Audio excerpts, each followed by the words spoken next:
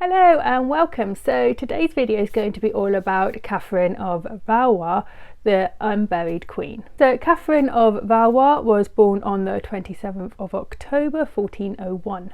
She was the daughter of Charles VI of France and his wife Isabel of Bavaria. In 1420, as part of a peace agreement between France and England, Catherine married King Henry V of England. Now, Catherine wasn't the first woman in her family to marry an English king.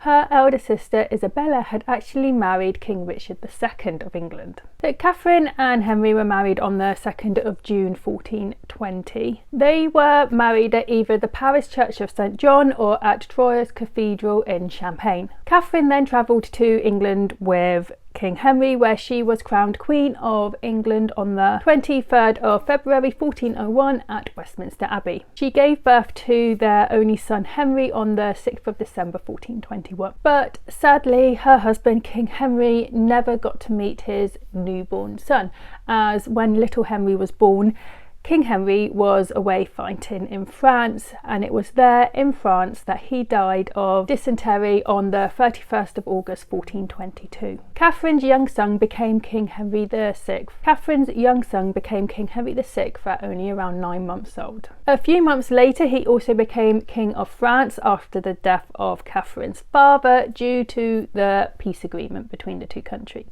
Catherine was not even 21 years old at the time she became a widow, so she was actually still young enough to get married again. But this fact concerned Catherine's brother-in-law Humphrey, Duke of Gloucester. He feared that a stepfather to the king would wield too much power. So Parliament passed a bill saying that Queen Catherine had to ask the king's permission to marry again. If she married without the king's permission, then her new husband will forfeit his possessions and land. Now, you might think that this was a good thing, seeing as the king was Catherine's son, so he would have been nice to his mother and let her remarry.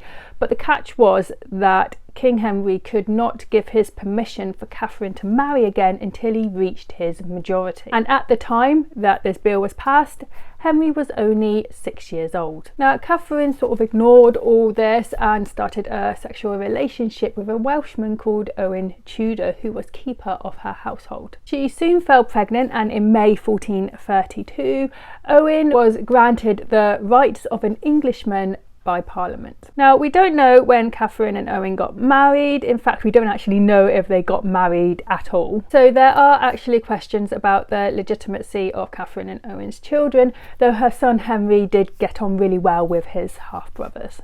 And one of Catherine's grandsons by her marriage to Owen Tudor actually ended up becoming King Henry VII of England. So because of this, Tudor historians do claim that Catherine and Owen did in fact get married. Catherine died on the 3rd of January 1437 and was buried in the Old Lady Chapel at Westminster Abbey. Now, during the reign of her grandson King Henry VII, Westminster Abbey was extended. Now, during this extension, an alabaster memorial that was on Catherine's tomb was deliberately destroyed. It has been suggested that this was done on the order of King Henry VII to try and distance himself from his illegitimate ancestry. So at the same time, the lid of Catherine's coffin was accidentally raised, exposing her corpse. And for some reason, she was never covered up again. Instead, her body stayed exposed and became a tourist attraction. Samuel Pepys, the 17th century diarist, visited Catherine on his birthday one year.